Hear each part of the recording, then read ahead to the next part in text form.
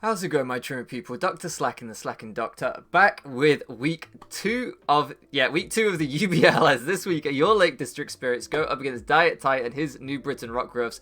And if you saw me checking off the side there, it's because I was checking to make sure I'm actually recording.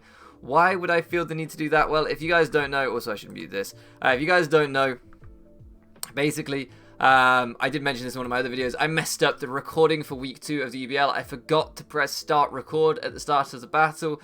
So my opponent sent over his footage, which I'm going to be post-commentating over. Huge thank you to him. We wouldn't have a video if it wasn't for him sending over his footage. Diet Tight is a good friend of mine, one of the absolute boys in the community, and unfortunately I'm having to sit in front of his very handsome face. So if you want to see that, go over to his channel and check it out. His side of this battle will be very entertaining to watch. I apologize for not having the live comm in this game. It's just one of those silly mistakes that I made. We were really rushing. If you guys saw my upload on either Saturday or Sunday when I uploaded a ladder video because I wasn't feeling great, it was on that day, and I just had a lot that day. I just had a lot, and yeah, I messed up the recording, so that's on me. But if you guys are new around here, you may not know I used to do post-comms only before Sword and Shield came out and I was forced to do live comms. So this is kind of me back in my element. I feel kind of good doing this. I can offer a little bit more in-depth analysis than I can do with the post-comm. I can talk about plays in a little bit more detail. So if you like that kind of thing, hey, this might just be for you. And yeah, hopefully I can give some insight into what happened in this very interesting game here, actually. So going into this game, I knew it would be a tough one. Last week, I felt like Rain had a very good matchup. This week, I feel like Rain has a very tough matchup. If you look at his Kiram, Freeze Dry has no resist on my team. I just didn't draft a Freeze Dry resist on my whole draft. And despite having 4 water types in this game, I only have 1 ice resist, and it's Barraskewda, who isn't the thickest of boys. Plus his priority in a Cell Rock, Lichen Rock, actually hits my whole team outside of Seismitoad pretty hard. And he has a water immunity in his Quagsire. So I knew in this game the Lichen Rock would come because even though it doesn't take hits from water types, its priority is fantastic against frail offensive mons like Barraskewda. I knew the Kiram would come because I can't really switch into it. I knew that the Quagsire would come. I was then pretty confident he could bring webs on his Vikavolt, and we'd probably see the Jirachi, maybe the Togekiss to switch in on Draco Meteors for the from the guy on our team, Twister, Kingdra. Otherwise, it free specs Dracos. So I pretty much knew 5 or 6 that he would be bringing and could somewhat prep accordingly.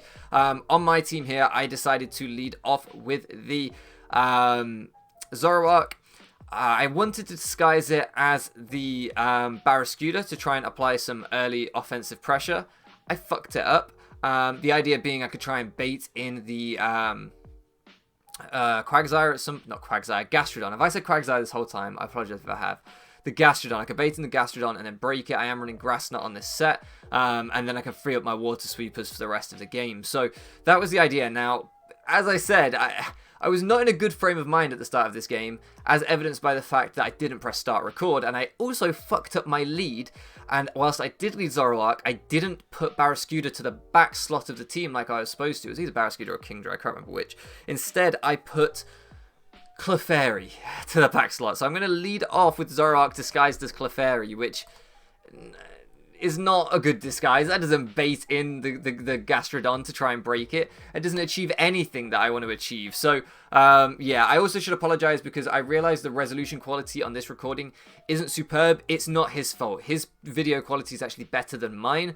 But when I downloaded it from YouTube, that's how he did it. He uploaded it to YouTube. I downloaded the file from YouTube. The software that I used to download it lost some of the resolution. So the picture quality is not 4K HD super high res. I apologize for that.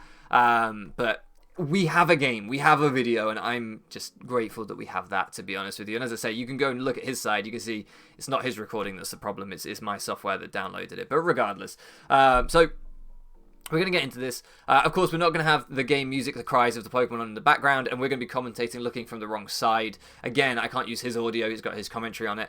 And yeah, we're using his video, so we're looking from the wrong side. So he leads off with the Togekiss. I'm not going to stay in with my disguised Zoroark.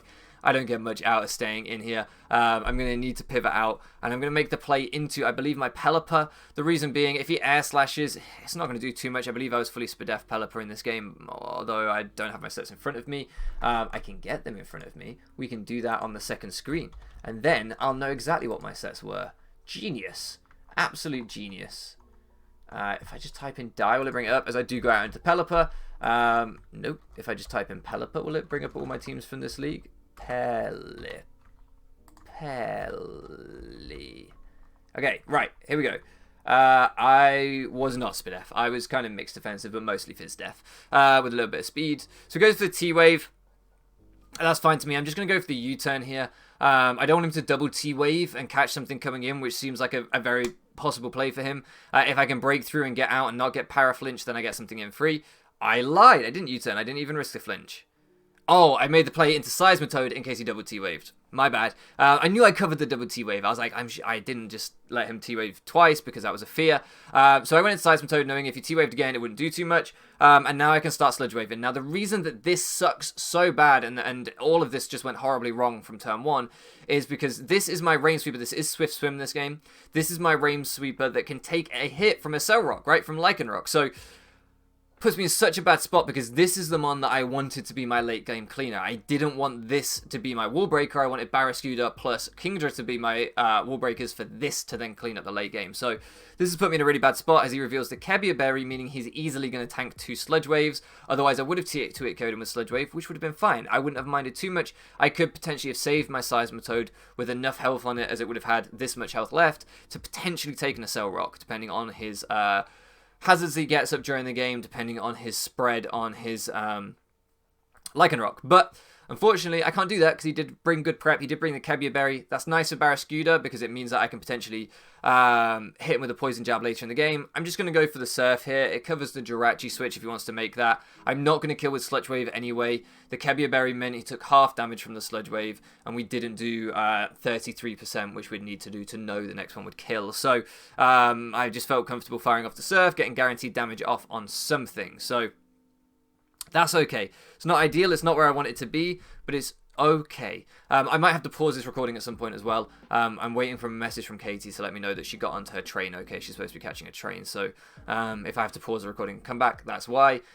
I know, super all over the place this week, but the game is so good. I hope you guys will forgive me. So I bring out my Kingdra here, expecting very much that he's going to want to go into the Gastrodon. I click the Ice Beam. I am Life Orb on this set. I believe I was modest. Yeah, I was modest. So I know that I'm easily going to kill this thing from this range. He can't go into Jirachi or something like that. That would be an Ice Resist because he would take huge damage from Surf if I went for that, which could knock him out as well.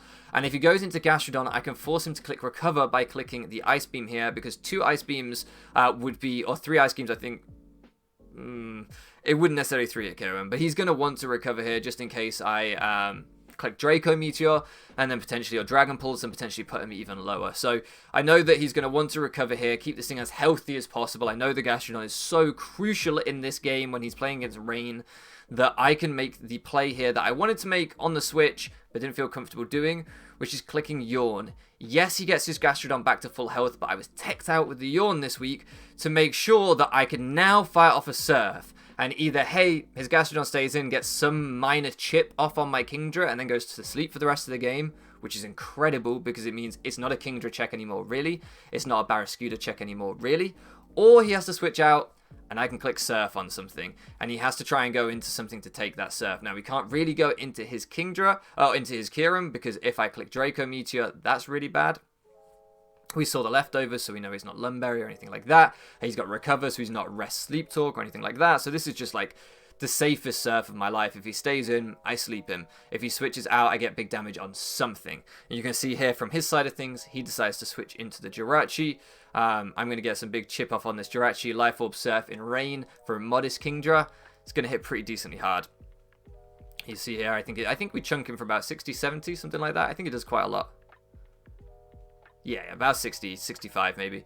And now he's in a difficult position where does he go back to the Gastrodon trying to catch another Surf? In which case I could just Yawn again. You know, what do I go for here? So I think I click Yawn this turn if I'm not mistaken. Just calling the potential double back to Gastrodon, trying to put some pressure off on this thing. I've seen he's already brought T-Wave on his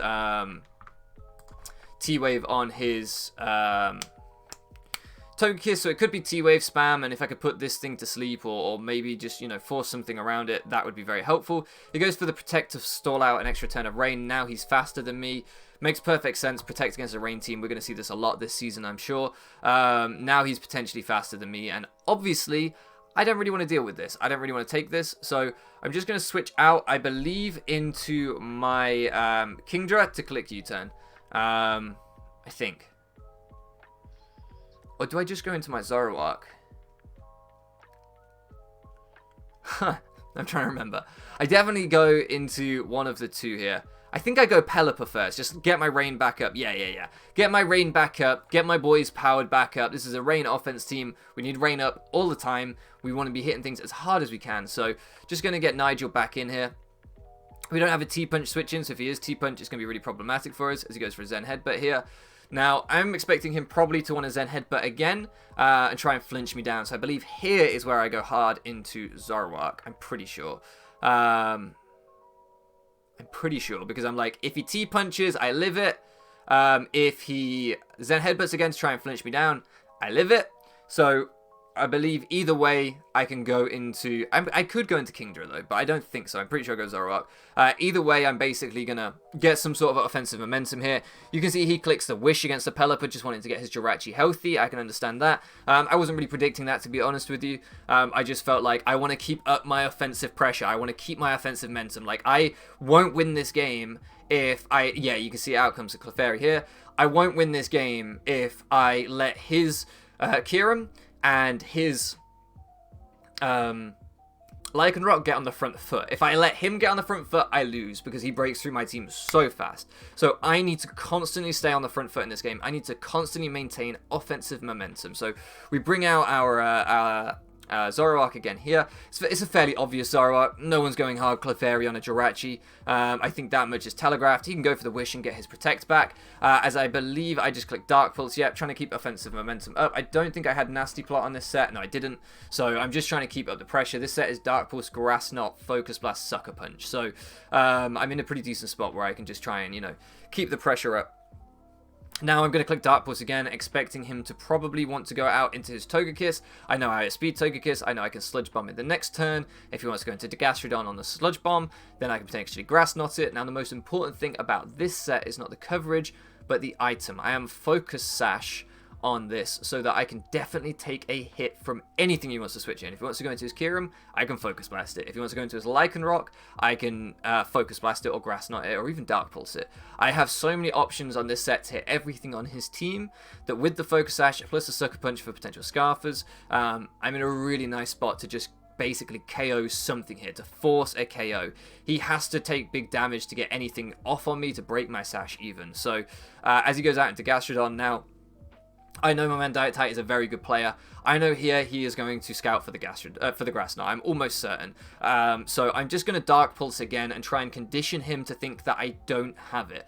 What I could also do in this situation is potentially flinch him. I think he's going to have to recover this turn anyway. So if he recovers, he'll stay in. I'll Grass Knot him the turn after, potentially take him out. So really at this point, I'm just trying to get that conditioning. Make him feel safe in front of my Zoroark with his Gastrodon. We fire off another Dark Pulse. Vikavolt's going to take just over 40 probably there, just under 50. Knowing that he could go for the Sticky Web here, I said this a lot in my commentaries. It's probably the post-comments. You don't get to hear the kind of authentic commentary.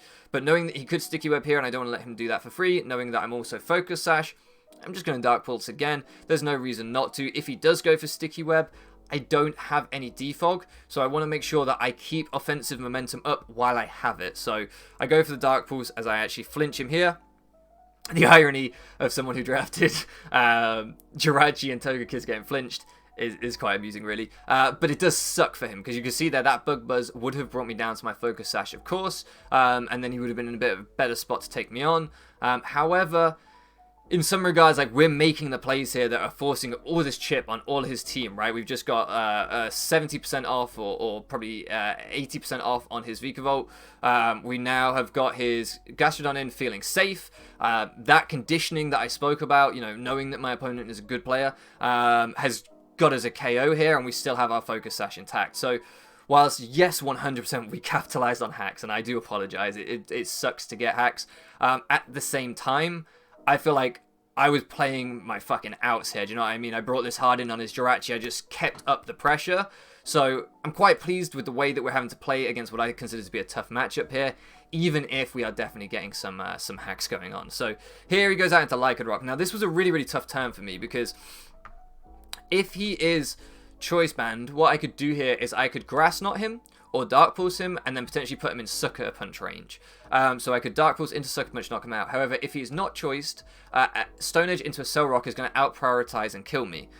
So it's this really tough situation where I was like, I could just potentially blow my whole Focus Sash on here on missing a Focus Blast, because if I click Focus Blast and I miss, and he Cell Rocks me because he's not choice locked, then I'm in a bad spot. So yeah, it's one of those awful things where sometimes you just gotta put your faith in your Pokemon and say, hey, my Zoroark's well trained. Let me go for the Focus Blast here, and I'm going to land it. I'm going to land this move. So I do just click the Focus Blast. I do just commit to it. You can see here he locked in quite a bit before me as I was calking. I was calking Grass, not calking. I was like, is there anything I can do? Like, trying to figure out a way. And then I was like, ugh, I don't think there's anything I can do. If he's Sash, then he's going to 1v1 me here anyway, unless he doesn't click a Cell Rock, thinking I won't have Sucker Punch because I'm special. You know, all these things are going through my head, and I'm like, I'm just going to Focus Blast here. Like, I'm just going to put my faith in Zoroark.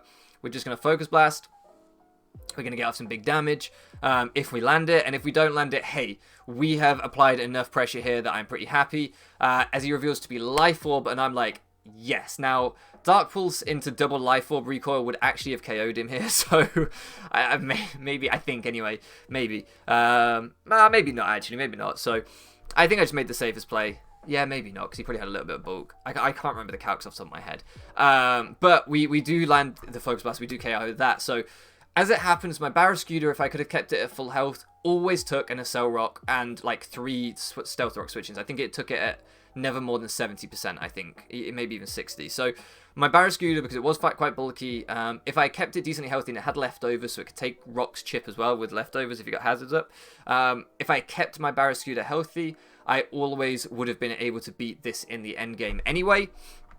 Nevertheless, you know, him getting that paralysis on his Vikavolt really sucked, because that flinch on his Vikavolt really sucked, because otherwise he would have brought me down to my Focus Sash and he wouldn't have just had to lose his Lycan Rock. So definitely, like, that flinch was big. But I feel like we're playing pretty well right now. I feel like we are so on the offense. Like, he's finally got his Kyurem in, but he's had to sack 2 Pokemon and 70% of his Vikavolt and like 60% of his Togekiss to get him to the point where Kyurem finally hits the field. So I'm thinking right now, what I've got to do is make sure that I keep enough offense around to beat his defense, because his offense with the Lycan Rock gone just isn't that good anymore. This is his only real offensive piece. Like, the Togekiss, the Vikavolt, and the Jirachi are all I've seen like supportive to bulky sets. So I know that they're not fully offensive in some regards. So and their speed tiers don't even begin to rival mine. They need T-Wave and Sticky Webs to get any pressure. I'm going to go out into the Clefairy on that Freeze Dry. We tank it very easily. I don't have Teleport on this set, which I really regretted. I wish I'd had Teleport here, because of course I would have just clicked Teleport and got a ton of offensive momentum back, as he would have gone out into this, and I could have just gone into my Barrascuda to click Liquidation. But because I don't have any way of getting momentum here, and I don't want to make an aggressive double on the Freeze Dry Kyurem, I'm just going to get my Rocks up. I didn't know if this was Heavy Duty Boots. In fact, no, I know it wasn't, because he had the Kebia Berry. So if he didn't go hard into this here, I would have potentially chunked it down to Rocks, if not KO'd it. I don't know the exact percentage he was at. I didn't in the game either. 47 out of 183. You can figure that out if you want. I just knew he was around that level. Also, his Vikavolt is around that level, I think. So I'm just basically like, let's get Rocks up. If he hasn't got boots on Vikavolt, which he might do, but he definitely hasn't got boots on Togekiss, we can chip things down. Kyurem, I think, was specs from that damage. So we were like, okay, I'll get chip off on Kyurem as well. You saw in his team that you can see it was specs, but obviously I found that out from the damage calc. So I'm like, yes, the Rocks are just my mid-ground play because I can't Teleport. I'm just going to go into Nigel here. I feel like if I can get Rain up again, then I can start, like I say, winning with my offense. That this game and this draft is really about that. It's really about winning with your offense, not taking chances, just making sure that your offense gets as much as they can out of everything. So he's just going to go for the Roost here, as I believe I try to U-turn in case he doesn't, you know, attack, in case he goes for the Roost or a T-Wave, predicting me to hard switch into my Kingdra or something like that. If I end up losing Nigel here, I end up losing Nigel here. My Barraskewda outspeeds the rest of his team confirmed because he's not Scarf Jirachi, he's not Scarf Togekiss, and he's not Scarf Kyurem. So whilst Rain is important for damage calcs, it isn't essential for... Oh, I lied. I didn't U-turn. It isn't essential for... I guess I just called him not to T-Wave. It isn't essential for the long-term game for speed control. Barraskewda's a win con right now, and it will do it in or outside of Rain for speed-wise, just not maybe damage-wise. I bring in Kingdra, I guess, because even if he T-Waved me, I would still outspeed him, right? I'm naturally faster than him. He's paralyzed. Even if I get paralyzed, I have Rain to boost me back up to a normal level. So there's just basically no way he can outspeed me, even if he had T-Waved there. So I just get in Kingdra, and we can try and apply some offensive pressure. I'm going to go for the Surfs because the Jirachi will potentially outspeed me after a T-Wave. So I just... want to not let that thing in for free. Surf and Ice Beam do pretty much the same, so it doesn't really matter. I'm just going to fire off the Surf. Now he paralyzes me, so it's just all about who breaks through para first here. Can he stall out my Rain potentially? Even outside of Rain, I might outspeed him depending on his spread. It's just about who breaks through Rain here. We don't break through, so that sucks, as he gets a roost back up to get healthy.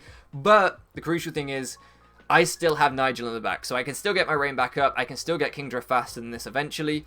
But we are going to be slower than his Kyurem more than likely now because my Kingdra wasn't that fast. I didn't run like max speed Kingdra to speed tie with Kyurem outside of Rain or anything like that. So this thing really is just designed to beat Togekiss now, and that's it. Once Togekiss goes down, I don't care about my paralyzed Kingdra anymore. So we get paralyzed twice in a row. As you can see, he gets back to full. In some regards, that makes up for the flinch that we got earlier. To be honest, the flinch we got was probably more important. I don't know. It's hard to say because, like I say, Barraskewda always would have taken a Cell It's very hard to theory one in these situations. What I do know is it sucked for him that we got that flinch earlier. He breaks through the paralysis again here, which sucks for us as we finally get some damage off on him. It's just this game gets messy around here. It just gets really messy with RNG because we've had a flinch already. He's drafted 2 Serene Grace Mons with T-Wave on one of them. RNG is going to be in this game, right? One way or another. Whether I get flinched down, whether he gets paralyzed, like... This is the game we play, right? This is Pokemon. But we're just trying to keep our foot on the gas. Like, that's the most important thing. We're trying to keep our foot on the gas. We're trying to keep the pressure up. We go for another Surf here. If he breaks through, he might be able to stall out our Rain. If we finally get a para, then we might be able to break through him. And we get the para. Sooner or later, I feel like this was going to come, right? We got parried twice before. We could still get parried again here, and then he could live. It's a whole fucking thing. We're both clicking fairly fast at this point because it's fairly obvious what our plays are. I just Ice Beam here knowing that he's never going to go into the Jirachi, but he might try and go into the Kyurem because I think this might be the last turn of Rain. Is it the last turn of Rain? Yeah. So there, if he'd gone into Kyurem on my Surf, obviously resisting the Surf, he then would have outsped me because I was paralyzed. So if he wanted to try and, save Togekiss as a sack later in the game, he might have gone into Kyurem there. So I just went for the Ice Beam as the mid-ground. It would kill the Togekiss if he stayed in, and it would do more damage to Kyurem, which is going to have to take rocks as well. So I just felt like that was the mid-ground to make. Again, it's just all about just keeping up this pressure. That's all I'm doing here. I'm just keeping up this pressure. I'm just not letting him get a moment to rest, not letting him get a moment to swing the momentum back in his favor, and just making sure that we're always leaning on him. We're always leaning on him and always putting him under pressure. So again, just going to fire off the Surfs until I die here, I believe. In fact, no, actually what happens here is I fire off the Surf, I get a crit, but it swings and roundabouts really because he really has 2 plays. I would have killed him with the next Surf potentially. You can see here is set his Drain Punch. I thought it would probably be something like that, potentially even sub. I didn't think that he could click that here because it probably wouldn't KO me. So he either has to go for the Protect, even if I don't crit, he either has to go for the Protect or he has to go for the Zen Headbutt. On either of those plays, I'm going straight into my Zoroark. I've spoken so much in this video about staying on the front foot. Yeah, I'm not letting up the pressure now. We're in the driving seat. I don't need Zoroark to win this game, but if I can keep going, if I can keep doing it, I'm not going to give him any outs. I spoke about not letting his kind of fat, quote-unquote, win. Jirachi plus Togekiss isn't hugely fat, but it's bulk, it's support, it's defense in this kind of a matchup. I'm not going to let that have a moment to breathe, so we're just going to go hard into Zoroark. And we're going to get back on the pressure. He no longer has a switch into this. He never really had a switch into this, to be fair. I'm going to go for the Dark Pulse here. If he lives and KOs me, fine. That just gets me Barrascuda into to click Liquidation, which he now just absolutely flat out cannot switch into. So we go for the Dark Pulse. You can see here, he can't like wish this off or anything. It does too much. We flinch. It does suck. If he had got the Drain Punch off there, I would have gone Barrascuda. I would have killed with Liquidation. He then could have gone into his Kyurem. He would have taken Rocks damage. I could have pivoted back into my my Clefairy, which walled him. I could have potentially killed him with CC from Barrascuda. So like it wasn't the end of the world. This flinch was far less significant than the Vikavolt flinch. And in some regards, seeing a Jirachi get flinched kind of feels good, right? It's kind of a little bit like, yeah, that's what you get, Jirachi. That's what you get. So, but that one, as I say, the one on Vikavolt, definitely hugely game-changing. This one, I feel like and again, I feel like I made the plays here that rewarded that. Like, I brought in the Zoroark on the Protector. Like, I've played the aggressive plays that I think have put me in this position to get these moments, right? So, out comes the Kyurem here. He's just going to click Freeze Dry. I suppose the one thing that could have happened is that potentially he could have frozen my he could have frozen my Clefairy and he could have beaten me that way, actually. But barring that, like, I feel like we were always in a pretty good spot. I think we crit that Dark Pulse there, maybe, but it doesn't really matter. This game's over anyway. I'm going to kill him. Dark Pulse into CC from Barrascuda always kills him. That's why I didn't go for the Focus Blast. There was just no need for it. If he was Chopal Berry, sure, I would have burnt his Chopal Berry, but honestly, Dark Pulse would have done, what, 50 without a crit? 45 without a crit? So he would have taken Stealth Rocks, he would have taken, what, 45? He would have been at about 30% anyway. He wasn't going to take a CC from 30%, even with a Chopal Berry. It does more than 60 from Adamant Barrascuda, I'm pretty sure, on an offensive Kyurem. So, and we saw he was Specs anyway, so that even then, even if I was just, if I had miscalced and he wasn't Specs, you know, he was Icicle Plate or something. But yeah, there was no way that he was breaking through there. If we'd flinched him with Zoroark, it would only have been differential there as well. So, and that's kind of how I feel about the Jirachi flinch. I did apologize to him after the game, and I did say I'm really sorry, because this is the first time we've got to play after knowing each other for nearly 2 years, and it does suck that there was RNG in the game like this. I would much rather have had a clean game, and especially, as I say, the flinch on this was the biggest one. The flinch on this really, like, just allowed me to keep stamping on the pressure, keep going against him, where otherwise I might not have been able to as easily. So, as I say, I still feel like I had outs to try and win the game regardless, but it's still tough on him. It's still tough on him, and I did apologize, and I do apologize. Regardless, we should be happy that we have moved to a 2-0 record in a league that I was like, hey, look, we're not going to win the league, but we're going to draft some fun rain. Hey, we're 2-0, boys. Not bad, right? Not bad. Lake District Spirits with teams built while I'm at work on the side, second monitor. Yeah, we're doing all right. I like rain. I like rain. I think Dracovish kind of fucks rain a little bit because everyone has a water immunity. Like, everyone drafted a Gastrodon because Dracovish is in this metagame, so we have to try and check it, which isn't great for rain. It's fucking annoying for rain. But apart from that, I think rain's really fun. I really like rain this generation. So, yeah, let me know what you guys think of this. It was weird doing a post-com again, but hopefully you guys enjoyed it. I know I did. Thank you so much for loafing around with me. And before I go, don't forget to check out Diet Titan and all the other great players in the GDL. All the content creators are linked down in the description. If you haven't already hit the subscribe button, you've made it to this point in the video, please do consider subscribing. We have a subscriber Discord linked down in the description as well. Now, all that being said, thank you so much for loafing around with me, and I'll catch you again next time.